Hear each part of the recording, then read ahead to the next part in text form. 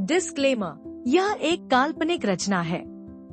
नाम, पात्र, व्यवसाय, स्थान, घटनाएं और घटनाएं या तो लेखक की कल्पना की उपज हैं या काल्पनिक तरीके से इस्तेमाल की गई हैं।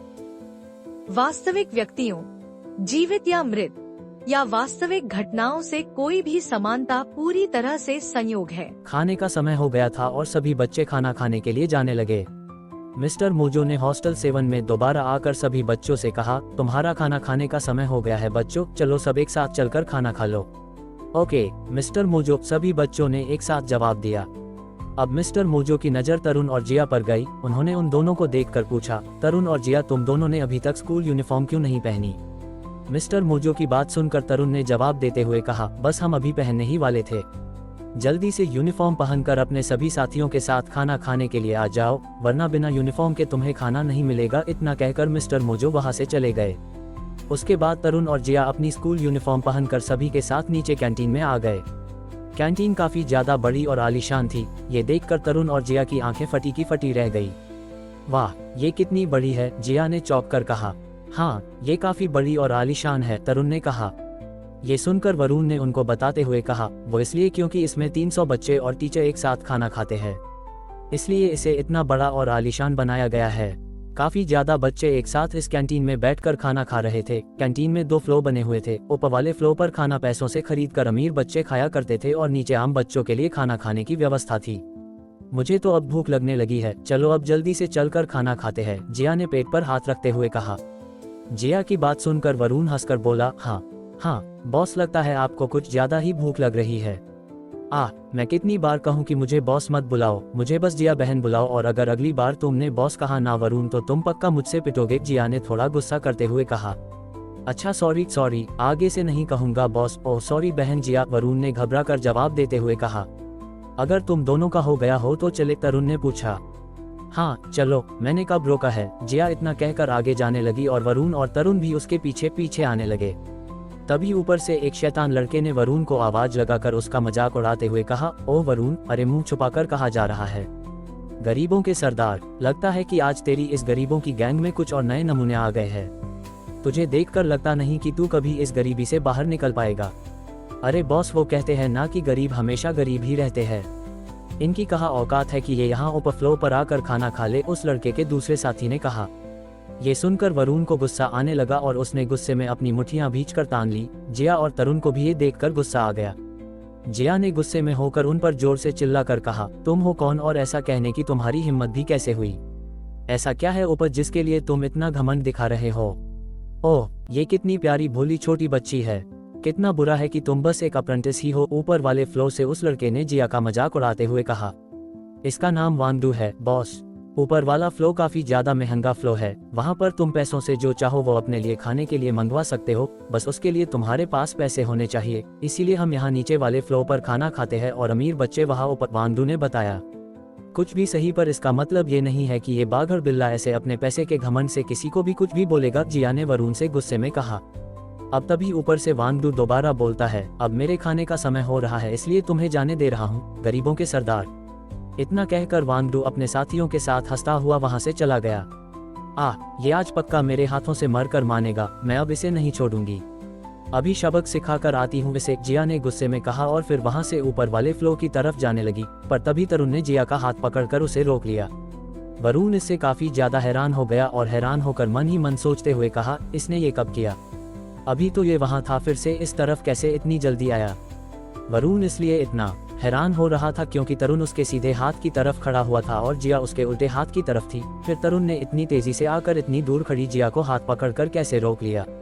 तरुण ने जिया को समझाते हुए कहा, उन्हें छोड़ो, हम यहाँ खाना खाने के लिए आए हैं। क्या तुम उनसे डर रहे हो? जिया ने गुस्से में तरुण से पूछा। तरुण ने जिया की इस बात को सुनकर हल्के से मुस्कुराकर मन ही मन कहा, मान कबीले से संबंध रखने वालों के लिए डरना शक मना है। तरुण ये मन ही मन सोच रहा था और तभी जिया तरुण के चेहरे के एक्सप्रेशंस को देखकर शांत होकर बोली, ठीक है छोड़ो, चलो अभी खाना खाते हैं, पर हम उन्हें अच्छे से सबक जरूर सिखाएंगे। इतना कहकर जिया वहां से आगे चली गई और वरुण भी उसके पीछे पीछे चल दिया। अब तरुण ने दोबारा खुद से कहता है, हाँ जरूर, हम इन्हें अब सबक तो जरूर सिखाएंगे। इतना कहकर तरुण भी उनके पीछे जाने लगा और एकदम से आगे बढ़ता हुआ रुक गया और पीछे मुड़कर देखा। कैंटीन के दरवाजे से मास्टर अंदर आ रहे थे। उन्हें वहां आता देखकर तरुण एकदम से उनकी तरफ दौड़कर गया। तरुण ने मास्टर के पास जाकर उनसे पूछा, मास्टर क्या आप भी यहाँ खाना खाने के लिए आए हैं? इस पर मास्टर ने अपना सिर हाँ में हिला दिया और फिर आगे तरुण से पूछा, यहाँ तुम्हें कोई परेशानी तो नहीं हुई? नहीं, मुझे कोई परेशानी नहीं हुई, और हाँ, उस कंबल के लिए आपका शुक्रिया। तरुण ने मास्टर का शुक्रिया करते हुए कहा। ठीक है, चलो मेरे साथ ऊपर वाले फ्लोर पर चलो, हम दोनों साथ में खाना खाएंगे, मास्टर ने तरुण से कहा। मास्टर की बात सुनकर तरुण ने अपने साथियों की तरफ देखा और फिर मास्टर को जवाब दिया, नहीं आपका शुक्रिया, पर मैं अपने हॉस्टल के साथियों के साथ खाना खाऊंगा। तरुण का जवाब सुनकर मास्टर खुश हो गए और तरुण के कंधे पर हाथ रख कर कहा, बहुत अच्छे, तुम सच में एक अच्छे बच्चे हो। खाना खाने के बाद बाहर मेरा इंतजार करना, ओके। तरुण ने अपनी गर्दन को हाँ में हिला दिया और उसके बाद मास्टर वहां से खाना खाने के लिए ऊपर वाले फ्लोर की तरफ चले गए। मास्टर के जाते ही वरुण और जिया तरुण के पास आ गए। वरुण ने पास आते ही सीधा तरुण से पूछा, क्या तुम मास्टर को जानते हो? हाँ, वो मेरे टीचर है, तरुण ने झट से जवाब दिया। तरुण का जवाब सुनकर वरुण चौंक गया और चौंक कर तरुण से कहा, क्या कहा? वो तुम्हारे टीचर है? तुमने एक अज्ञानी मास्टर को अपना टीचर बना लिया है। उनकी एबिलिटी बस एवरेज है। ऐसी अफवाहें हैं कि उनके प्रिंसिपल के साथ अच्छे संबंध है और इसी वजह से वो यहाँ मेहमान बनकर मुफ्त का खाना खाने आ जाते हैं। मैंने सुना है कि मास्टर 50 साल के हो चुके हैं और वो अभी तक बड़े सोल मास्टर लेवल पर ही अटके हुए हैं। मार्शल सोल रैंक में उनकी रैंक बस 29 लेवल पर ही है और वो कभी इससे आगे ही नहीं जा पाए। वरुण की बात सुनकर तरुण को गुस्सा आ गया और वो गुस्से से वरुण की तरफ देखने लगा। तरुण को गुस्से में अपनी तरफ देखकर वरुण घबरा गया। तभी तरुण ने उससे गुस्से में कहा, ये तुम्हारा पहली बार है और मैं आशा करता हूँ कि आखिरी भी। अगर तुम मुझसे दोबारा लड़ना नहीं चाहते और नहीं चाहते कि मैं तुम्हें दोबारा से मारूं तो आगे से कभी भी मेरे टीचर के बारे में कुछ भी मत बोलना, वरना आगे तुम खुद समझदार हो। तरुण ने आगे कहा, इस जानकारी के लिए तुम्हारा बहुत शुक्रिया और मुझे लगता है कि अब तुम्हें मेरे खाने के लिए पैसे देने की भी कोई जरूरत नहीं पड़ेगी। इतना कहकर तरुण गुस्से में वहां से चला गया और तरुण के वहां से जाने के बाद वरुण की जान में जान आई। उसने अब एक लंबी सी राहत की सांस ली। तभी जिया ने वरुण के कंधे पर हाथ रख कर कहा, शुक्र है कि उसने तुम्हें छोड़ दिया, वरना आज तुम्हारी अच्छी धुलाई होती। चलो अब कुछ चलकर खाते हैं। इतना कहकर जिया आगे जाने लगी और वरुण भी उसके पीछे पीछे खाना खाने के लिए आने लगा, पर तरुण वहां से बिना कुछ खाए गुस्से में ही चला गया था। उधर दूसरी तरफ तरुण के पिता अपने घर में उदास बैठे हुए तरुण को याद किए जा रहे थे। पिताजी वो हर पल याद कर रहे थे जो उन्होंने अपने बेटे तरुण के साथ बिताए थे। वो बैठे बैठे उन्हीं पुराने पलों को याद किए जा रहे थे और इससे वो और ज्यादा उदास हो रहे थे। दूसरी तरफ मास्टर खाना खाकर उठ गए और कैंटीन से बाहर आ गए। बाहर आकर उन्होंने देखा कि तरुण बाहर खड़ा होकर उनका इंतजार कर रहा था। ये देखकर मास्टर ने उससे पूछा, तुमने कुछ खाया भी है या बस बिना खाए यहाँ मेरा इंतजार कर रहे हो? नहीं नहीं, ऐसी बात नहीं है, मैंने खाना जल्दी खा लिया था, तरुण ने जवाब दिया। अच्छा, पर मुझे तो ऐसा बिल्कुल भी नहीं लग रहा, मास्टर ने तरुण की आंखों में देखते हुए कहा। आपको गलत लग रहा है, तरुण ने जवाब दिया। ठीक है, चलो मेरे पीछे आओ। इतना कहकर मास्टर आगे जाने लगे और तरुण उनके पीछे पीछे साथ चल दिया। मास्टर उसे अपने कमरे में ले गए। मास्टर का वो कमरा पूरा किताबों से भरा हुआ था और तरुण ये देखकर हैरान हो गया। मास्टर ने अपनी मेज पर से एक पोटली उठाकर तरुण को देते हुए कहा, ये लो, इसे खाओ, तुम अब बड़े हो रहे हो और तुम्हें अच्छे से खाना खाना चाहिए। तरुण ने उस पोटली को लेकर खोल कर देखा तो पाया है कि इसमें एक चिकन लेग पीस और अंडे रखे हुए थे। ये देखकर तरुण की आंखें भर आई। मास्टर, तरुण के मुंह से बस इतना ही निकला था कि तभी मास्टर ने उसे टोक कर कहा, जल्दी करो और इसे खा लो, इससे पहले कि ये ठंडा हो जाए।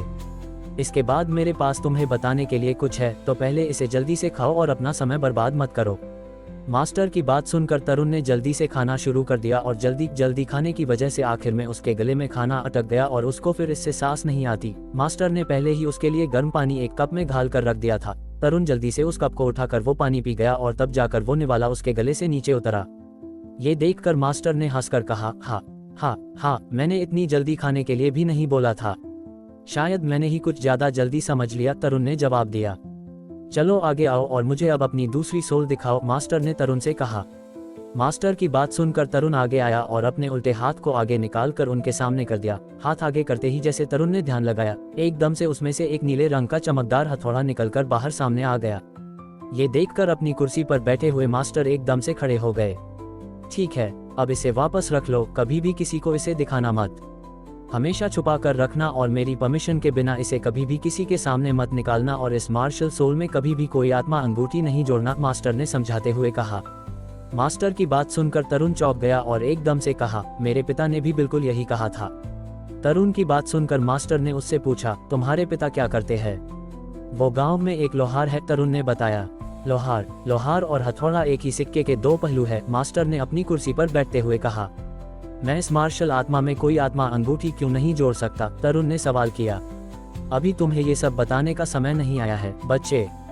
जब तुम ये सब जानने के लिए तैयार हो जाओगे, मैं अपने आप तुम्हें इसके बारे में बता दूंगा। तुम्हें अभी बस इस बात को अपने दिमाग में रखने की जरूरत है, ये सब तुम्हारे भविष्य के लिए ही है, समझे? मास्टर ने समझाते हुए कहा। पिताजी ने भी यही कहा और मास्टर भी अब यही कह रहे हैं। आखिर बात क्या है? तरुण ने मन ही मन सोचते हुए खुद से कहा। अभी जो मैंने कहा, क्या वो तुम्हें समझ आया? तरुण, मास्टर ने पूछा। हाँ, मैं समझ गया मास्टर, तरुण ने जवाब दिया।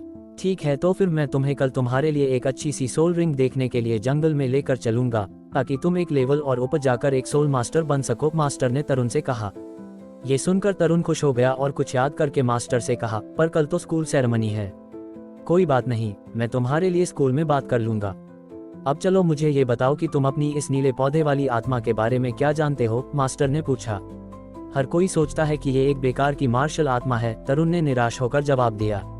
हर कोई नीले पौधे की मार्शल आत्मा को बेकार ही बताता था, इसलिए तरुण ने भी मास्टर को वही बताया जो उसने अभी तक नीले पौधे की मार्शल आत्मा के बारे में सुना था। तरुण का जवाब सुनकर मास्टर ने उससे कहा, इसमें तुम्हारी भी कोई गलती नहीं है। तुम्हें जिन लोगों ने इसके बारे में बताया है, तुम वही मुझे बता रहे हो, पर मैं लोगों की सोच नहीं बल्कि तुम्हारी सोच जानना चाहता हूँ कि तुम अपनी मार्शल आत्मा नीले पौधे के बारे में क्या सोचते हो। मुझे लगता है कि हर एक चीज की अपनी अनोखी स्पेशलिटी होती है, फिर चाहे वो कोई साधारण नीला पौधा ही क्यों ना हो। अगर वो चीज इस दुनिया में है तो इसका जरूर कोई रीजन होगा, तरुण ने कहा। बहुत अच्छे, तुम्हारे लिए ये काफी अच्छी बात है कि तुम हर चीज को इस नजरिए से देखते हो। चलो अब मैं तुम्हें नीले पौधे की मार्शल आत्मा के बारे में बताता हूँ, मास्टर ने अपनी कुर्सी छोड़कर खड़े होकर कहा। सबसे पहले हम मार्शल सोल की कैटेगरीज के बारे में जानेंगे, मास्टर ने कहा। मार्शल आत्मा की कैटेगरी? तरुण ने सवाल किया। हाँ, मार्शल आत्मा की कैटेगरी। हमने मार्शल आत्मा को दो भागों में बांटा है, पहला बीस्ट आत्माओं की कैटेगरी और दूसरा टूल मार्शल आत्माओं की कैटेगरी, मास्टर ने समझाकर बताया। बीस्ट मार्शल आत्माएं और टूल मार्शल आत्माएं मतलब? तरुण ने पूछा। बीस्ट मार्शल आत्माएं मतलब किसी इंसान के अंदर किसी जानवर की मार्शल आत्मा का होना, और टूल मार्शल आत्मा का मतलब किसी इंसान के अंदर किसी हथियार की मार्शल आत्मा का होना, जैसे तुम्हारे पास टूल मार्शल आत्माओं में नीला हथौड़ा है, मास्टर ने बताया। तरुण उनकी बातें बड़े आराम से सुन और समझ रहा था। मास्टर ने आगे बताया, जब किसी इंसान के पास किसी बीस्ट की मार्शल आत्मा होती है तो उस इंसान का शरीर उस बीस्ट की आत्मा से जुड़कर एक भयानक राक्षस में बदल जाता है, पर टूल मार्शल आत्माओं में ऐसा नहीं होता। टूल मार्शल आत्माएं किसी भी इंसान के शरीर से बाहर निकल आती है और फिर उनका वो इंसान इस्तेमाल करता है। मतलब जैसे मेरा हथौड़ा मेरे शरीर से बाहर निकल आता है और मेरी मार्शल आत्मा को जगाने वाले मास्टर एक भेड़िए में बदल गए थे, तरुण ने बताते हुए पूछा। हाँ, बिल्कुल सही समझा, ठीक ऐसा ही होता है। बहुत सी मार्शल आत्माएं खाने के रूप में भी होती है, मास्टर ने बताया। क्या हम उन्हें खा सकते हैं? तरुण ने पूछा। हाँ, बिल्कुल खा सकते हैं। इस तरह की मार्शल आत्माएं फूड ब्रांच के लोगों के पास होती है। जब किसी को भी अपनी ताकत बढ़ाने की जरूरत पड़ती है तो वो उन मार्शल आत्माओं से बनी चीजों को खाकर एक अलग प्रकार की ताकत ले सकते हैं। पर अब चलो तुम्हारी मार्शल सोल पर आते हैं। हर कोई सोचता है कि नीले पौधे की मार्शल आराम बस एक बेकार की आत्मा है, पर वो सब गलत है, मास्टर ने समझाते हुए बताया। मास्टर की ये बात सुनकर तरुण चौंक गया और ध्यान लगाकर मास्टर की बातों पर गौर देने लगा। मास्टर ने आगे बताते हुए कहा, जैसा कि तुमने अभी बताया कि हर एक मार्शल आराम का अपना अलग उद्देश्य होता है और हर एक की अलग खूबी होती है, बिल्कुल इसी तरह से नीले पौधे की भी बहुत सी खूबियां हैं, जिससे हम उस एक बेकार की मार्शल आत्मा बिल्कुल भी नहीं कह सकते। मेरी कई सालों की रिसर्च से मुझे पता चला है कि नीले पौधे की मार्शल आत्मा के पास भी अपनी ताकत होती है। मास्टर ने आगे बताते हुए कहा, ये मार्शल आत्मा एक तरह के जासूस के रूप में काम आ सकती है, क्योंकि ये हर जगह कहीं भी बड़ी आसानी से मिल जाती है। दूसरा, इसके डेवलप होने के कई रास्ते हैं। ये एक अकेली ऐसी मार्शल आत्मा है जिसमें हम किसी भी प्रकार की आत्मा अंगूठी को जोड़ सकते हैं और ये उसे बड़ी आसानी से खुद में जोड़ भी लेगी और बिल्कुल भी नहीं छोड़ेगी। पर आत्मा अंगूठी तो सभी मार्शल आत्माओं में जोड़ी जाती है और सब आसानी से ही जुड़ जाती है, तरुण ने कहा। हाँ, सभी मार्शल आत्माएं आत्मा अंगूठी खुद में जोड़ लेती है, पर वो केवल उन्हीं आत्मा अंगूठियों को खुद में जोड़ पाती है जो उन मार्शल आत्माओं से तालमेल खाती है। अगर कोई आत्मा अंगूठी किसी और मार्शल आत्मा से मेल नहीं खा पाई तो उसे वो खुद में नहीं जोड़ती बल्कि वापस धकेल देती है, पर नीला पौधा ऐसा नहीं करता। चाहे किसी भी प्रकार की आत्मा अंगूठी क्यों न हो, वो सबको खुद में जोड़ ही लेता है और वो भी काफी ज्यादा मजबूती से, और वो बिल्कुल भी आत्मा अंगूठी को नहीं धकेलता, मास्टर ने समझाते हुए बताया। आप मुझे थोड़े और अच्छे से समझाएंगे? तरुण ने अपने सिर को खुजाते हुए कहा। हाँ, क्यों नहीं। अब जैसा कि तुम्हारे पास 2 मार्शल आत्माएं हैं, तो हम तुम्हारी दूसरी मार्शल आत्मा से शुरू करते हैं। अगर तुम्हारी हथौड़े वाली मार्शल आत्मा के अंदर कोई आत्मा अंगूठी जोड़ी जाए तो वो बस उन्हीं आत्मा अंगूठियों को खुद में जोड़ेगा जो उससे मेल खाती होगी, यानी जो आत्मा अंगूठियों टूल टाइप की होगी, और अगर कोई और आत्मा अंगूठी उसमें जोड़ी जाए तो वो उसे नहीं जोड़ेगा बल्कि अपने आप से अलग कर देगा। पर तुम्हारी दूसरी आत्मा नीला पौधा ऐसा बिल्कुल नहीं करेगी। वो किसी भी प्रकार की आत्मा अंगूठी को अपने अंदर समा सकती है, चाहे फिर वो टूल आत्मा हो, बीस्ट आत्मा हो या किसी पेड़ पौधे की आत्मा हो, मास्टर ने आगे समझाते हुए बताया। क्या ऐसा हो सकता है? तरुण ने पूछा। हाँ, बिल्कुल हो सकता है, यही तो इसकी अनोखी काबिलियत है, और इसका तीसरा फायदा जो है वो बस तुम्ही पर काम करेगा, मास्टर ने बताया। मुझ पर कैसे? तरुण ने पूछा। जिस सोल मास्टर के पास नीले पौधे की मार्शल आत्मा होती है, उनकी पावर आत्मा को जगाते समय काफी ज्यादा कम होती है। आज तक कोई भी 2 से ज्यादा पावर के साथ पैदा नहीं हुआ, और इसी वजह से उनकी प्रोग्रेस धीमी होती है, और इसी वजह से आज तक हमारी इस दुनिया में नीले पौधे की मार्शल आत्मा वाला कोई भी ताकतवर मास्टर नहीं हुआ। पर तुम सबसे अलग हो, तुम फुल सोल पावर के साथ पैदा हुए हो, और इससे तुम्हारी प्रोग्रेस काफी ज्यादा तेजी से होगी। मैं पूरे होश से कह सकता हूँ कि तुम एक दिन जरूर एक ताकतवर मास्टर बनोगे, मास्टर ने तरुण को हौसला देते हुए बताया। तरुण मन ही मन कुछ सोचने लग गया, और तभी मास्टर ने उससे कहा, आज के लिए इतना काफी है और अब तुम वापस जा सकते हो, मैं तुम्हें कल सुबह लेने आ जाऊंगा। ओके मास्टर, तरुण ने जवाब दिया और फिर वहां से चला गया।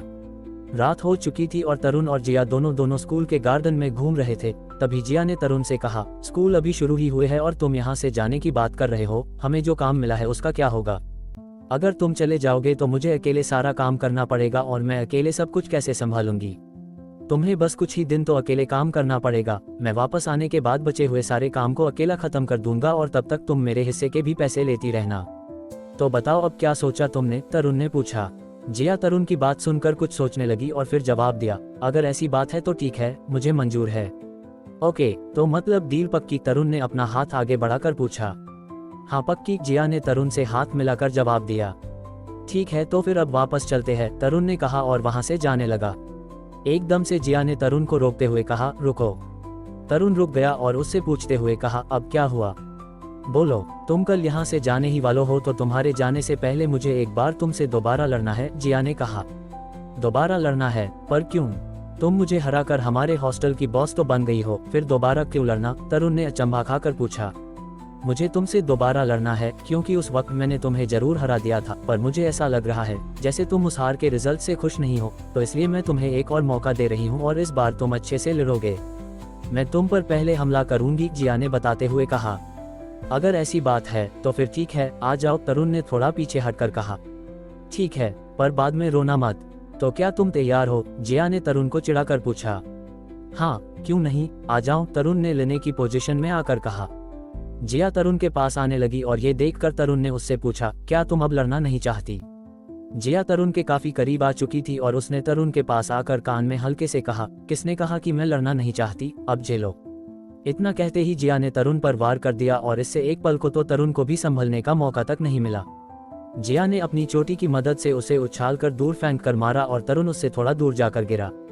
तरुण जैसे ही उठा तो जिया एकदम से दोबारा से उस पर टूट पड़ी, पर इस बार वो तरुण को छू तक भी नहीं पाए। तरुण अब उछलकर उससे थोड़ा दूर चला गया और अपनी पर्पल आंखों का इस्तेमाल कर दिया, इससे एकदम से उसकी आंखें पर्पल रंग की हो गई। अब तरुण ने आगे बताते हुए कहा, मैं तुमसे लेने का तरीका ढूंढ लिया है और अब तुम मुझसे नहीं बच पाओगी, मैं भी तुमसे डरती नहीं हूँ। इतना कहकर जिया ने बड़ी तेजी से तरुण पर हमला कर दिया, पर तरुण बड़ी आसानी से उससे बच गया। जिया ने अब गुस्से में आकर उस पर कई हमले किए, पर तरुण इधर से उधर उछलकर उसके हर हमले से बच गया और जिया ने आखिर में परेशानी ने आकर कहा, ये गलत है, तुम चीटिंग कर रहे हो, हमें एक दूसरे से लड़ना था, ना कि ऐसे पकड़म पकड़ाई खेलना था। जिया ने अब एकदम से हमला करना बंद कर दिया और रुककर तरुण से कहा, तुम अब बहुत भाग लिए, अब तुम मुझ पर हमला करो। अच्छा, अगर तुम सच में ऐसा चाहती हो तो फिर ठीक है, जरा इससे बच के। इतना कहकर तरुण ने आने पास पड़ी कुछ छोटी कंकड़ों को उठा लिया और उन कंकड़ों से जिया पर वार किया। जिया ने उनसे बचने की कोशिश की, पर वो कंकड़ जिया को लग गई। इससे जिया गुस्से में आ है और गुस्से में जोर से कहा, मुझे कंकड़ मारने की तुम्हारी हिम्मत भी कैसे हुई? मैं अब तुम्हें बिल्कुल भी नहीं छोड़ूंगी। क्यों, कंकड़ों का इस्तेमाल करना मना था क्या? अब तुम मुझसे हार चुकी हो, पर चिंता मत करो, मैं ये बात किसी को भी नहीं बताऊंगा, तरुण ने जिया को चिढ़ाते हुए कहा। ये सुनकर जिया को और ज्यादा गुस्सा आ गया और वो तरुण को मारने के लिए उसके पीछे भागने लगी। तरुण आगे और जिया उसे पकड़ने के लिए उसके पीछे भाग रही थी। रुक जा तरुण, रुको, मुझे दोबारा लड़ना है, तुम ऐसे नहीं भाग सकते, रुको और मुझसे दोबारा लड़ो, जिया ने तरुण को रोकते हुए कहा। पर तरुण उसकी एक भी नहीं सुनता और ऐसे ही भागता रहा। जिया ऐसे ही गुस्से में तेज आवाज में चिल्लाए जा रही थी और उनके शोर से हॉस्टल में सोए बच्चे भी जंगने लगे थे।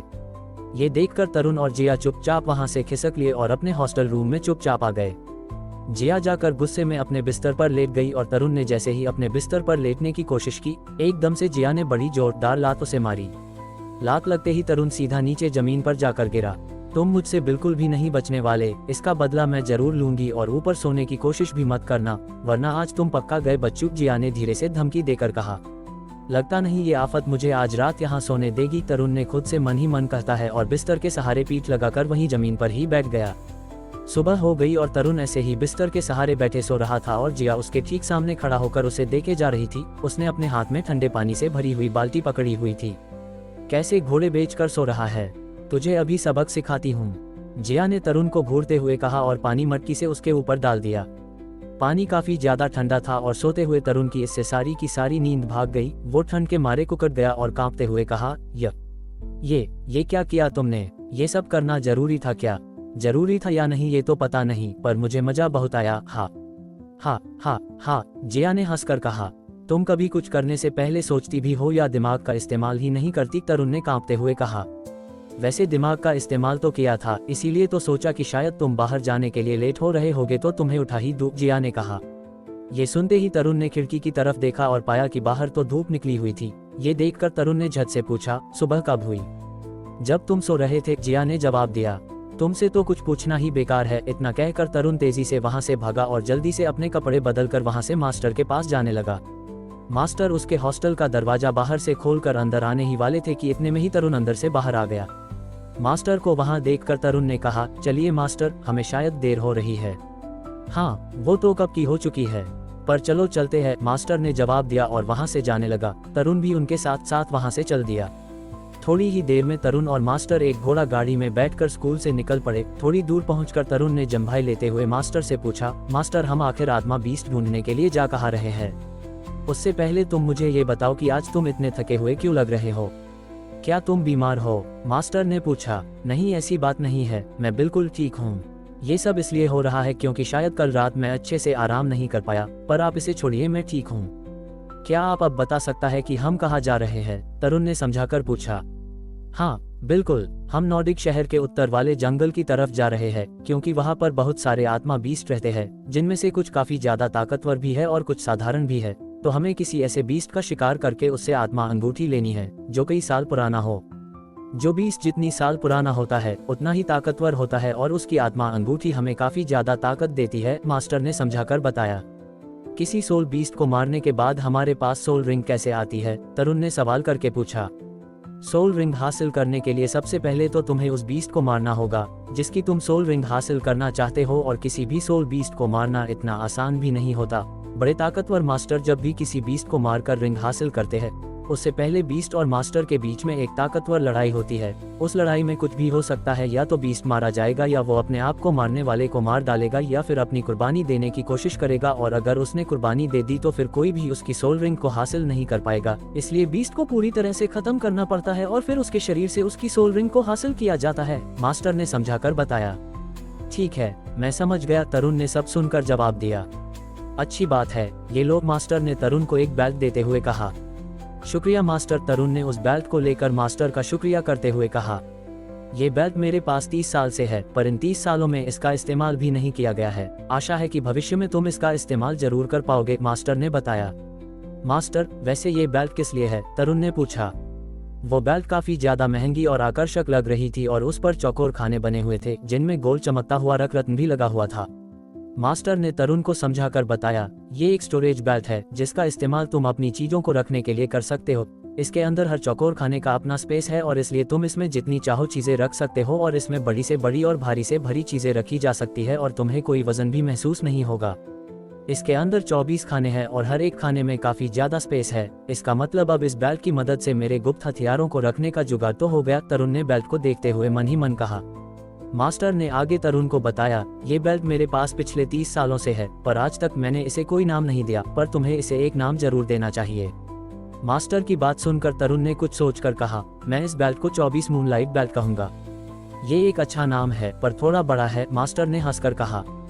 थोड़ी ही देर में वो घोड़ा गाड़ी एक शहर के बाहर आकर रुकी। गाड़ी के रुकते ही मास्टर और तरुण उसमें से उतर गए। उतरते ही तरुण ने देखा कि उसके सामने एक बहुत बड़ा बाजार लगा हुआ था और उस बाजार के अंदर बहुत सारी भीड़ थी। चलो हमें आगे चलना है, मास्टर ने तरुण से कहा। मास्टर की बात सुनते ही तरुण उनके साथ आगे चलने लगा और फिर उनसे चलते चलते पूछा, मास्टर यहाँ से इतने सारे लोग टोलियों में क्यों है? क्योंकि ये सब इनकी टीम है, मास्टर ने बताया।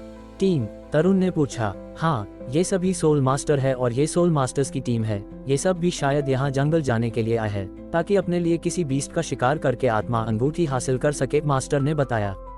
उसके लिए इन्हें टीम की क्या जरूरत है? वो तो ये अकेले भी हासिल कर सकते हैं, तरुण ने अचंभा खाकर पूछा। इतना आसान नहीं है किसी आत्मा बीस्ट को मारना, जितना तुम समझ रहे हो। अगर किसी आत्मा गुरु का सामना किसी ताकतवर बीस्ट से हो जाए तो पक्का कह सकते हैं कि वो बीस्ट उस मास्टर को मार डालेगा, क्योंकि अकेले किसी बीस्ट से भिड़ना एक बेवकूफ़ी है। इसलिए सब अपनी टीम के साथ मिलकर बीस्ट का शिकार करते हैं, फिर चाहे उनके किसी भी मेंबर को आत्मा अंगूठी की जरूरत क्यों ना हो।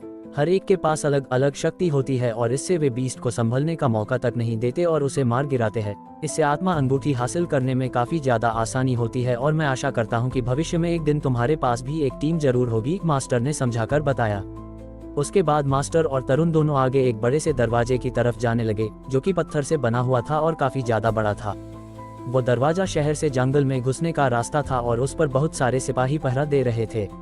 पहरा देने वाले सभी सिपाहियों के पास नुकीले भाले थे और उन्होंने शहर से जंगल की तरफ जाने वाले उस दरवाजे को पूरी तरह से घेर रखा था।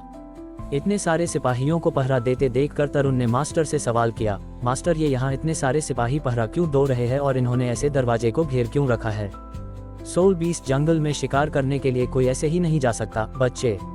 उसके लिए तुम्हें एक पास ही जरूरत पड़ती है, जो मार्शल सोल हॉल का अनुमति पास होता है।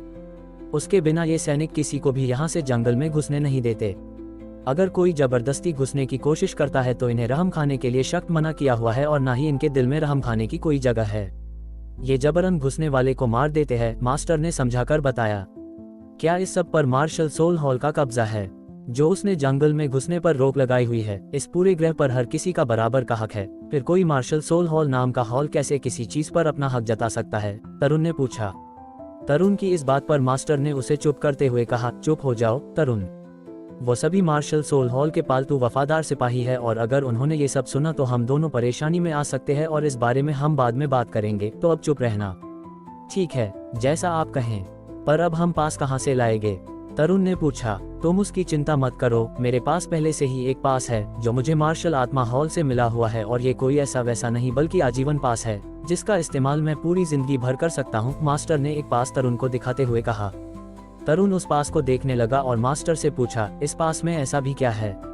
मास्टर ने इसका जवाब देते हुए कहा, आगे चलो, तुम्हें अपने आप पता चल जाएगा।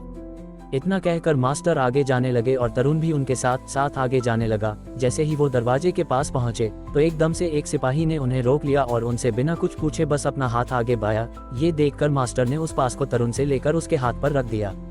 उस पास को देखने के बाद उस सिपाही की सारी शक्ति पिघल गई और उसने झुककर मास्टर को प्रणाम किया और अपने दोनों हाथों से बड़ी इज्जत के साथ मास्टर को पास वापस लौटा दिया। उसके बाद उसने अपने दो साथियों को इशारा किया और उन दोनों सिपाहियों ने मास्टर और तरुण के जाने के लिए दरवाजा खोल दिया। मास्टर तरुण के साथ दरवाजे के दूसरी तरफ चले गए और उनके जाते ही सिपाही ने दोबारा से दरवाजा बंद कर दिया। मास्टर और तरुण के दूसरी तरफ जाते ही एक बहुत बड़ा घना जंगल उनके ठीक सामने आ गया, जो कि काफी ज्यादा घना था और जानवरों की आवाज अंदर से वहां साफ सुनाई दे रही थी। देखा इस पास की ताकत, मास्टर ने दूसरी तरफ जाने के बाद तरुण से कहा। इस पर तरुण ने हल्के से मुस्कुरा कर कहा, हाँ बिल्कुल। तो क्या अब आगे चल सकते हैं? हाँ बिल्कुल चल सकते हैं, मास्टर ने जवाब दिया और तरुण और मास्टर दोनों फिर जंगल की तरफ चल गए। मास्टर और तरुण दोनों अंदर जंगल में घुसने लगते हैं और थोड़े अंदर चले जाते हैं। जंगल में घुसते ही जंगली जानवरों की आवाजें आने लगती है। थोड़े अंदर जाते ही मास्टर तरुण को समझा कर कहते हैं, अब हम जंगल के अंदर घुस चुके हैं और चौकन्ने रहना, अब कुछ भी हो सकता है। पर एक बात ध्यान रखना, चाहे कुछ भी हो जाए, मेरे साथ ही रहना, समझे? ठीक है मास्टर, मैं समझ गया, तरुण जवाब देता है। ठीक, अब ध्यान से आगे बढ़ो और चारों तरफ नजरें गड़ाए रखना। मास्टर समझाते हैं। इस पर तरुण हमें गर्दन हिला देता है और आगे ध्यान से नजरें गड़ाकर आगे बढ़ने लगता है। मास्टर और तरुण अभी थोड़ी दूर ही गए थे कि तभी उनके पीछे से कोई चीज बहुत तेजी से भाग कर निकालती है और तरुण एकदम से पीछे मुड़कर देखता है, पर उसे कुछ भी दिखाई नहीं देता। क्या हुआ तरुण, रुक क्यों गए? मास्टर पूछते हैं। मास्टर अभी कुछ पीछे से गुजरा है। तरुण बताता है, अब आगे यहाँ कुछ भी हो सकता है, तो बड़े आराम से संभल कर कदम बढ़ाना। मास्टर आगाह करके कहते हैं और फिर से आगे जाने लगते हैं। मेरे लिए रुकिए। तरुण मास्टर की तरफ दौड़ता हुआ आवाज लगाता है और मास्टर के पास आकर उनके साथ आगे बढ़ने लगता है। जो चीज उनके पीछे से गुजरी थी वो कोई और नहीं बल्कि कुछ भेड़िए थे और वो बहुत सारे थे। मास्टर और तरुण आगे बढ़ रहे थे और वो सभी भेड़िए छुपकर उन पर नजर रखने लगते हैं। वो अभी थोड़ी ही दूर निकले थे कि तभी मास्टर रुकते हैं और अपनी मार्शल आत्मा को बाहर निकाल लेते हैं। उनकी आत्मा एक बीस्ट की आत्मा थी, पर जो जानवर निकलकर बाहर आता है वो देखने में बिल्कुल भी डरावना नहीं लग रहा था। मास्टर के मार्शल आत्मा को बाहर निकालते ही एक छोटे सुअर जैसा जानवर निकलकर बाहर आ जाता है और वो देखने में थोड़ा प्यार भी था। उस जानवर के कान किसी पक्षी के पर जैसे थे, पर वो पूरा जानवर किसी सुअर की बनावट लग रहा था। तरुण उसे देखकर पूरा हैरान हो जाता है और मास्टर से पूछता है, ये कौन सा बीस्ट है मास्टर? इसको हम पिगन बुलाते हैं। मास्टर कहते हैं, मतलब कबूतर? तरुण कहता है, सुनने में तो यही लगता है, पर ना ये कोई कबूतर है और ना ही इस जानवर के लिए इस नाम का ये मतलब है, क्योंकि ये सुअर, कबूतर और खरगोश का मिश्रण दिखाई देता है, इसलिए इसका नाम पिगन पड़ा है और ये मैंने नहीं रखा बल्कि इस जानवर को यही बुलाया जाता है। मास्टर समझाकर कहते हैं, अच्छा तो ये करता क्या है? तरुण पूछता है, इसके 3 ताकतवर अटैक है और वो तुम आगे देख लेना। मास्टर बताते हैं। मास्टर आपको नहीं लगता कि आपके हिसाब से ये मार्शल आत्मा आप पर कुछ सूट नहीं हुई? तरुण बताता है, अब कर भी क्या सकते हैं, ये एक म्यूटेटेड मार्शल आत्मा है और इसकी ग्रोथ गलत डायरेक्शन में है, जिसकी वजह से मैं आज तक लेवल 30 को भी पार नहीं कर पाया। कोशिश तो बहुत की बहुत कुछ सीखा और किया, पर इससे कोई फर्क नहीं पड़ा, मैं कभी आगे नहीं बढ़ सका। मास्टर निराश होकर बताते हैं। सुनकर काफी बुरा लगा मास्टर। तरुण सहानुभूति देते हुए कहता है, कोई बात नहीं बच्चे, अब तो मुझे भी आदत हो गई है, चलो अब आगे चलते हैं। मास्टर तरुण को समझाकर कहते हैं। मास्टर आगे पिगन से कहते हैं, पिगन अब आगे तुम खतरों को चेक करते हुए हमें लीड करोगे। मास्टर का इशारा पाते ही वो मास्टर की मार्शल सोल आगे चलने लगती है और मास्टर और तरुण दोनों उसके पीछे पीछे आगे बढ़ने लगते हैं। मास्टर की मार्शल सोल आगे जाकर रुक जाती है और घुर्राने लगती है। उसे घुरता देखकर मास्टर और तरुण भी एकदम से रुक जाते हैं। तभी एक पेड़ पर से एक बिल्ली जैसी दिखने वाली जानवर निकलकर बाहर आती है। उसकी पूंछ मोर के पंख जैसी थी और 3 भागों में बटी हुई थी। ये एक कैट डेमन है और ये करीब 10 साल पुरानी है। हमें इसको परेशान नहीं करना है, इसे छोड़ो और आगे बढ़ो पिगन। मास्टर समझाकर बताते हैं। अपने मालिक का आदेश पाते ही वो मार्शल आत्मा वहां से आगे चलने लगती है। तभी तरुण मास्टर से चलते हुए पूछता है, मास्टर आप किसी भी बीस्ट की उम्र का पता कैसे लगाते हो? उनकी उम्र का पता उनके शरीर के रंग से पता चलता है। जब वो हमला करने को तैयार होते हैं, जब वो हमला करने के लिए तैयार होते हैं तो उनके शरीर से एक एनर्जी बाहर निकलती है और वो एनर्जी आत्मा अंगूठी से निकलती है। उसके रंग से ही उन जानवरों की उम्र का पता चलता है। मास्टर समझाते हैं। मास्टर आगे बताते हैं, 10 साल तक के बीस्ट की सोल पावर का रंग सफेद होता है, 100 साल वालों का पीला, 1000 साल वालों का गुलाबी, 10,000 साल वालों का काला और 1 लाख से ऊपर वालों का लाल होता है। जबकि 100 साल से 900 साल की उम्र वालों का रंग एक जैसा ही होता है और आगे ये चक्र इसी तरह से चलता है। और मेरी रिसर्च कर हिसाब से किसी भी सोल मास्टर की पहली सोल रिंग कम से कम 400 साल से ज्यादा पुरानी होनी चाहिए, इसलिए हम तुम्हारे लिए कोई बेहतर सोल रिंग ही खोजेंगे। मैं समझ गया मास्टर, तरुण जवाब देता है। तो ठीक है, अब आगे चलते हैं।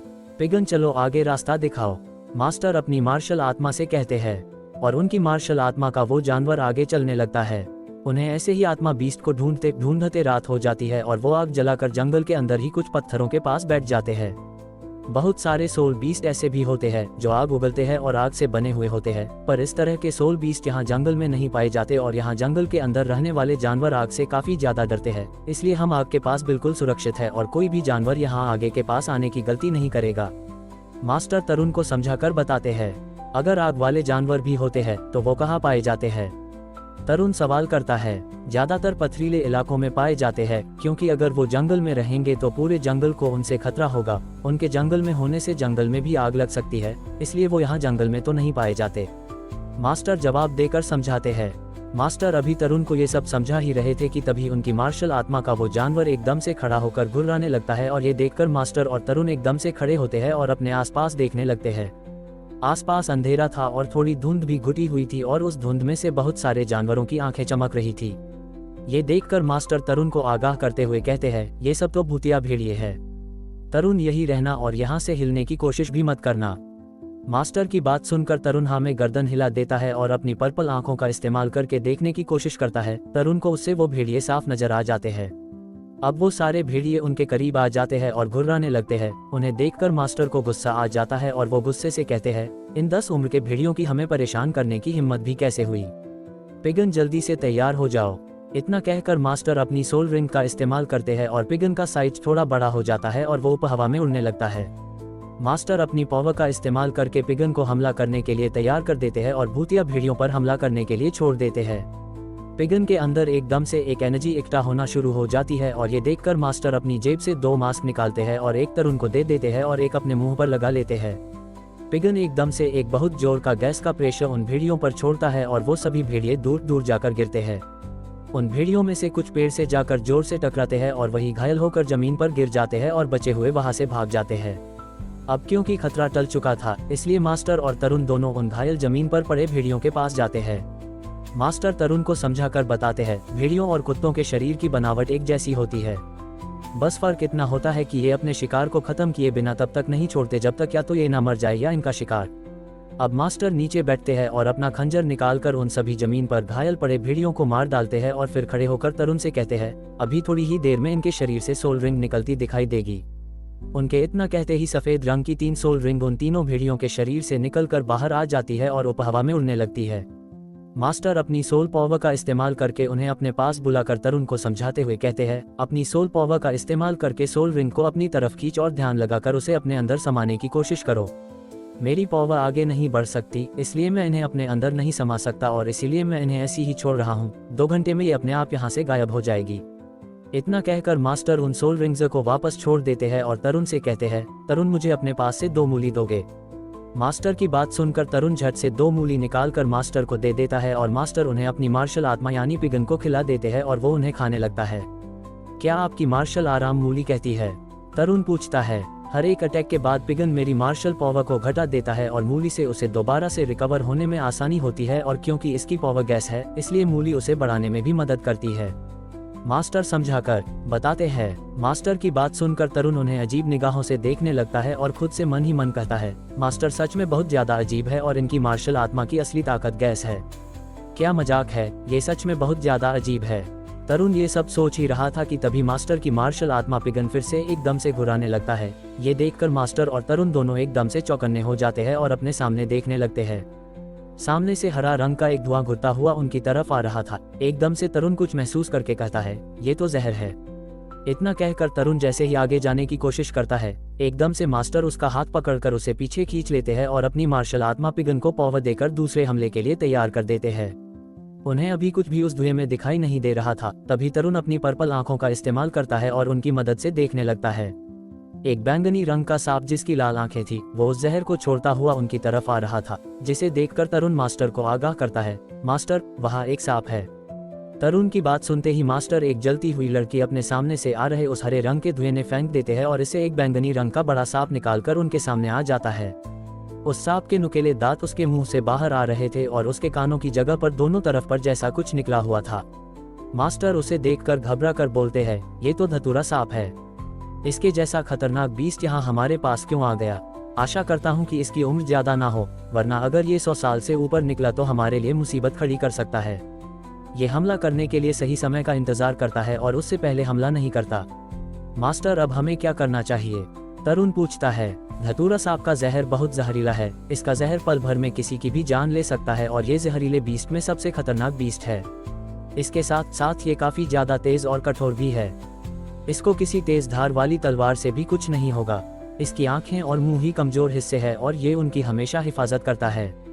मास्टर समझाते हैं। मास्टर ये सब समझा रहे थे और वो सांप बड़ी तेजी से कभी इधर तो कभी उधर हमला करने के लिए उनके चारों तरफ घूम रहा था। धतूरा सांप उनके चारों तरफ तेजी से चक्कर लगा रहा था और वो जिधर जाता मास्टर और तरुण दोनों उसी दिशा में घूम जाते। तरुण, इससे नजरें मत हटाना, ये हमला करने के लिए सही समय का इंतजार कर रहा है और इसीलिए हमें भटकाने के लिए ऐसे चारों तरफ घूम रहा था। मास्टर तरुण को बताते हैं। अब वो सांप रुक जाता है और उनकी तरफ धीरे से आगे आने लगता है। ये देखकर मास्टर तरुण से कहते हैं, मेरे पीछे रहो। इतना कहकर मास्टर तरुण को अपने पीछे कर देते हैं और उस सांप से लेने के लिए पोजीशन में आ जाते हैं।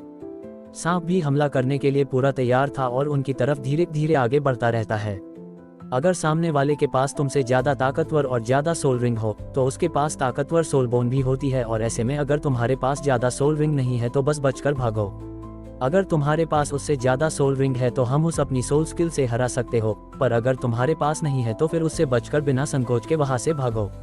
मास्टर तरुण को समझाकर बताते हैं। इतना कहकर मास्टर अपनी सोल पावर पिगन को हमला करने के लिए तैयार कर देते हैं और एक गैस का अटैक धतूरा सांप पर कर देते हैं। उनकी मार्शल आत्मा एक जबरदस्त गैस का हमला सांप पर करती है और इससे वो सांप थोड़ा पीछे हट जाता है और अब वो काफी ज्यादा गुस्से में आ जाता है। भागो तरुण, मास्टर तरुण से कहते हैं और उसका हाथ पकड़कर तेजी से वहां से भागने लगते हैं। धतूरा सांप उनके पीछे तेजी से भाग रहा था और वो सब बड़ी तेजी से उससे बचकर आगे भाग रहे थे। भागते भागते मास्टर तरुण को समझते हैं 100 साल पुराना होने से पहले ये धतूरा सांप हर साल 1 सेंटीमीटर बढ़ता है और अब ये करीब 4 मीटर जितना लंबा हो चुका है। इसका मतलब ये करीब 400 साल पुराना है। उद्धरण चिन्ह, मास्टर ऐसे ही तरुण का हाथ पकड़कर भाग रहे थे और तरुण पीछे मुड़कर भागते हुए देखता है धतूरा सांप गुस्से में काफी ज्यादा तेज उनकी तरफ आ रहा था। इसे तो उस हमले से कुछ भी नुकसान नहीं हुआ, तरुण मास्टर को बताकर कहता है। ये सुनकर मास्टर दोबारा से अपनी मार्शल आत्मा को तैयार करते हैं और एक और हमला उस सांप पर कर देते हैं, पर इससे भी उसे कुछ नहीं होता और वो अब और गुस्से में होकर उनके पीछे भागने लगता है। धतूरा सांप भी बहुत तेजी से उनके पीछे भाग रहा था, पर मास्टर और तरुण उससे भी तेजी से उससे बचकर भाग रहे थे। मास्टर अब भागते हुए तरुण से कहते हैं, धतूरा सांप जैसे बीस्ट काफी ज्यादा खतरनाक और असंतोष वाले होते हैं। जब तक ये अपने शिकार को मार नहीं देते इन्हें बिल्कुल भी संतोष नहीं आता और अब मैं इसे ज्यादा देर तक रोक नहीं पाऊंगा। उद्धरण चिन्ह, धतूरा सांप अब काफी ज्यादा स्पीड से उनकी तरफ आ रहा था और मास्टर और तरुण थोड़े मंदे पड़ने लगे थे। मास्टर, हमें जल्दी से कुछ करना होगा, अब ये काफी ज्यादा तेजी से आ रहा है, तरुण कहता है। तरुण की बात सुनकर मास्टर अपने साथ भागती अपनी मार्शल आत्मा पिगन से कहते हैं, पिगन जल्दी से रोको इसे। उद्धरण चिन्ह, अपने मालिक का आदेश पाते ही पिगन एकदम से भागता हुआ रुक जाता है और पीछे मुड़कर अपनी तरफ आते हुए धतूरा सांप पर टूट पड़ता है। वो जैसे ही उछलता है एकदम से धतूरा सांप उसे अपने मुंह में भर लेता है। अपनी मार्शल आत्मा को धतूरा सांप के मुंह में देखकर मास्टर उसे अपने अंदर समा लेते हैं और उस सांप के मुंह से पिगन एक गुलाबी रोशनी में बदलकर मास्टर के अंदर समा जाता है। अब धतूरा सांप और ज्यादा गुस्से में लगने लगता है और तेजी से उनके पीछे आने लगता है। मास्टर और तरुण भी उससे बचने के लिए तेजी से भाग रहे थे। मास्टर तरुण से कहते हैं, तरुण तुम छुपने के लिए कोई जगह ढूंढो, तब तक मैं इसे संभालता हूँ। उद्धरण चिन्ह, सांप उनके काफी करीब आ चुका था और जैसे ही उन्हें काटने के लिए उन पर हमला करता है एकदम से तरुण अपनी जेब से मूली निकालकर उस सांप पर फेंक फेंक कर मारता है। जैसे ही सांप दोबारा हमला करता है तरुण फिर से एक और मूली उसके मुंह पर मारता है। ये देखकर मास्टर तरुण को शाबाशी देते हुए कहते हैं, बहुत अच्छा, अच्छी चाल है। सांप की इससे चाल धीमी हो जाती है और मास्टर और तरुण तेजी से आगे भागकर जाने लगते हैं, पर एकदम से सांप दोबारा से उनके पीछे आ जाता है और अपने पीछे दोबारा से उसे आता देखकर तरुण एकदम से भागता हुआ वहीं रुक जाता है और रुककर अपना गुप्त हथियार चलाने के लिए एक्टिवेट कर लेता है। जैसे ही सांप तरुण पर हमला करने के लिए करीब आता है तरुण एकदम से उसकी आंख का निशाना लगाकर उस पर अपने गुप्त हथियार से एक वार कर देता है, पर वो सांप काफी ज्यादा तेज था और वो तरुण के इस वार से खुद को बचा लेता है। तरुण के हथियार से निकली हुई वो तेज मजबूत सुई जैसी चीज सांप के बाहरी शरीर पर लगती है और इसे उसे कुछ भी नहीं होता। सांप तरुण पर टूट पड़ता है, पर तरुण भी तेजी से हटकर उसके वार से बच जाता है। सांप कई वार करता है और तरुण उसके हर वार से बच जाता है। सांप काफी ज्यादा मचला हुआ था और वो अपनी फुर्ती, लचीलेपन का इस्तेमाल करके तरुण पर तेजी से वार किए जा रहा था, पर तरुण उसके हर वार से बच जाता है। ऐसे ही बचते बचाते तरुण को महसूस हो जाता है कि अब वो ज्यादा देर तक इसे शायद रोक नहीं पाएगा, इसलिए तरुण अपने पुराने जन्म की शक्ति का इस्तेमाल करता है और भगवान बुद्ध के जादुई हाथों का इस्तेमाल करता है। एकदम से उसके दोनों हाथ सफेद पड़ जाते हैं। सांप जैसे ही तरुण को काटने के लिए आता है तरुण अपने दोनों हाथों से उसके मुंह के दोनों हिस्सों को पकड़ लेता है। धतूरा सांप काफी ज्यादा ताकतवर था, इसलिए तरुण उसे ऐसे ज्यादा देर तक रोक नहीं पाता और वो एकदम से उसके मुंह को छोड़कर ऊपर उछल जाता है। सांप आगे जाने के लिए ज्यादा जोर लगा रहा था, इसलिए तरुण के छोड़ते ही वो आगे चला जाता है और एक पेड़ में लगने से बाल बचता है। वो तरुण पर एक और वार करता है, पर तरुण फिर से उछलकर बच जाता है। सांप इस बार अपनी पूंछ को तरुण पर दे मारता है, पर तरुण उसकी चाल को समझ जाता है और उछलता हुआ पेड़ की डाली को पकड़कर तेजी से एक खंजर निकालकर सांप के मुंह की तरफ कूद जाता है। सांप जैसे ही मुड़कर तरुण को खाने की कोशिश करता है, तरुण उससे पहले उसके मुंह के अंदर खंजर घुसा देता है और वहां से उछलकर हट जाता है। खंजर मुंह के अंदर लगने से सांप वही तड़पने लगता है। जल्दबाजी में तरुण इतना सब कुछ कर देता है, पर फिर खुद से मन ही मन कहता है, ओह नो, ये सब जो मैंने अभी किया है वो मास्टर ने ना देख लिया हो, वरना उन्हें मेरे पुराने जन्म की गुप्त कलाओं के बारे में पता चल जाएगा। उद्धरण चिन्ह। पीछे से मास्टर तरुण के पास तेजी से आकर पूछते हैं, तरुण तुम ठीक तो हो ना? हाँ मास्टर मैं तो ठीक हूँ, पर इस सांप का मुझे कुछ नहीं पता। तरुण जवाब देता है, मैंने मना किया था ना मुझसे अलग होने के लिए, क्या तुम्हें पता भी है कि ये कितना खतरनाक हो सकता था? मास्टर चिंता जताते हुए कहते हैं, हाँ ये काफी ज्यादा डरावना था। तरुण जवाब देता है, तो फिर तुम अकेले इसके सामने क्यों गए, अगर कुछ हो जाता तो? मास्टर फिक्र करते हुए कहते हैं। मास्टर की बात सुनकर तरुण मन ही मन कहता है, चलो ये तो अच्छा हुआ मास्टर ने कुछ भी नहीं देखा। उद्धरण चिन्ह। तरुण आगे मास्टर की बात का जवाब देते हुए कहता है, अचानक से मेरा पैर फिसल गया था, फिर मैं करता भी क्या? जैसे आपने अभी बताया था, शायद मैंने ठीक वैसे ही इसके कमजोर हिस्से पर वार कर दिया। उद्धरण चिन्ह। मास्टर अभी भी तरुण के दोनों हाथों को ही देख रहे थे और फिर तरुण से कहते हैं, तुमने अभी इसके कमजोर हिस्से पर वार किया और अब बस हमें थोड़ी देर ही इंतजार करना पड़ेगा जब तक ये पूरी तरह से अपना दम ना तोड़ दे, क्योंकि ये सांप की तरह के बीस्ट आसानी से नहीं मरते, अपने जहर की वजह से इनकी जान पूरी तरह से निकलने में समय लगता है। उद्धरण चिन्ह। सांप अभी भी ऐसे ही तड़प रहा था और थोड़ी ही देर में पूरी तरह से अपना दम तोड़ देता है। वो मेरे काफी करीब था और मेरा गुप्त हथियार भी इसको लगने पर खराब हो गया, अब मुझे जल्दी से और भी हथियार बनाने होंगे। तरुण निराश होकर मन ही मन कहता है। सांप के दम तोड़ने के बाद मास्टर तरुण से कहते हैं, तरुण ये अब मर चुका है और आज तुमने सच में बहुत महान काम किया है। आज तुम्हें तुम्हारी पहली आत्मा अंगूठी प्राप्त होगी और वो भी एक बहुत ताकतवर आत्मा अंगूठी। उद्धरण चिन्ह। मास्टर आप अभी पहले इस सांप के बारे में क्या बता रहे थे? तरुण पूछता है, यही कि ये सांप करीब 400 साल से ज्यादा पुराना है और इसकी सोल रिंग यानी आत्मा अंगूठी एक सोल मास्टर के ग्रहण करने के लिए बिल्कुल ठीक है। पहली सोल रिंग हासिल करने के लिए एक सोल मास्टर के लिए ये बिल्कुल सही है। अब क्योंकि तुम फुल पावर के साथ पैदा हुए हो तो तुम्हें इसको ग्रहण करने में बिल्कुल भी परेशानी नहीं होगी। मास्टर समझा कर बताते हैं, पर मास्टर क्या आप भूल गए कि मेरी मार्शल आत्मा एक पौधा है? तरुण याद दिलाकर कहता है, तुम्हें उसकी चिंता नहीं करनी चाहिए, क्या तुम भूल गए जो मैंने तुम्हें बताया था? तुम्हारी पौधे की मार्शल आत्मा कमजोर है और इसकी वजह से ये इतनी ताकतवर आत्मा अंगूठी को भी ग्रहण कर लेगी और इससे कोई भी दिक्कत नहीं होगी, और क्योंकि तुम्हारी आत्मा अंगूठी किसी भी बीस्ट की आत्मा अंगूठी को ग्रहण कर सकती है, इसलिए ये इसे भी ग्रहण कर लेगी और बिल्कुल भी नहीं छोड़ेगी। हमें तुम्हारे पौधे की मार्शल आत्मा को मजबूत करने और थोड़ी जहरीली करने के लिए कोई ऐसे सोल रिंग चाहिए जो मजबूत और जहरीली हो। अब तुम ही बताओ, ये सोल रिंग वो काम करेगी या नहीं? मास्टर समझाते हैं, आपने बिल्कुल सही कहा, हम जो ढूंढ रहे हैं धतूरा सांप की सोल रिंग के अंदर वो दोनों खूबी है।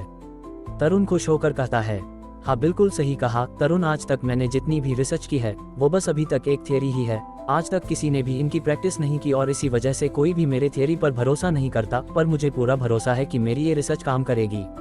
आज तक कोई भी ऐसा मास्टर नहीं हुआ है जो अलग तरह की सोल रिंग को ग्रहण कर सके, पर मुझे पूरा भरोसा है कि तुम ऐसा कर सकते हो और ऐसा बिल्कुल ही सकता है, तो क्या तुम ये करने के लिए तैयार हो? मास्टर समझा कर पूछते हैं। मास्टर आप शांत हो जाए, मुझे आप पर पूरा भरोसा है और मैं पहली बार आपकी थ्योरी की प्रैक्टिस करने के लिए बिल्कुल तैयार हूँ। तरुण मास्टर शांत करके कहता है, ठीक है तो फिर अपनी मार्शल आत्मा को बाहर निकालकर इस सांप की आत्मा अंगूठी को बाहर खींचो और ग्रहण करने के लिए ध्यान लगाओ।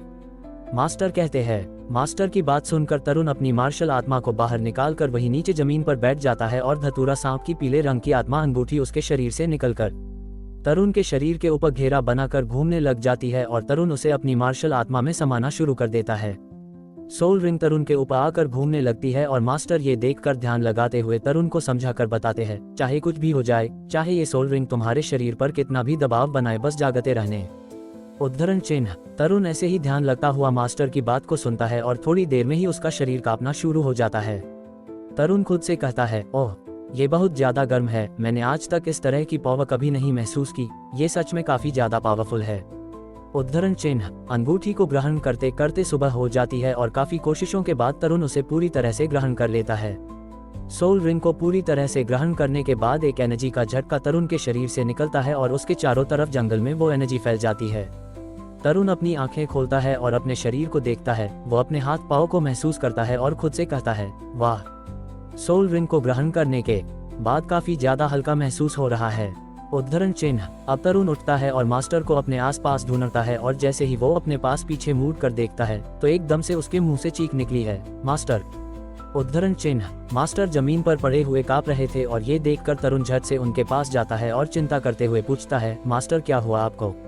पर मास्टर ऐसे ही पड़े हुए कैपते रहते हैं और कुछ भी जवाब नहीं देते। अब तरुण का ध्यान एकदम से मास्टर के हाथ की तरफ जाता है जिस पर सांप के काटने के निशान बने हुए थे। अगर आपको ये स्टोरी पसंद आए तो ऐसी ही स्टोरी को सुनने के लिए आप हमारी चैनल लिंक ऑडियो स्टोरी को लाइक करें, सब्सक्राइब करें, शेयर करें और कमेंट करें।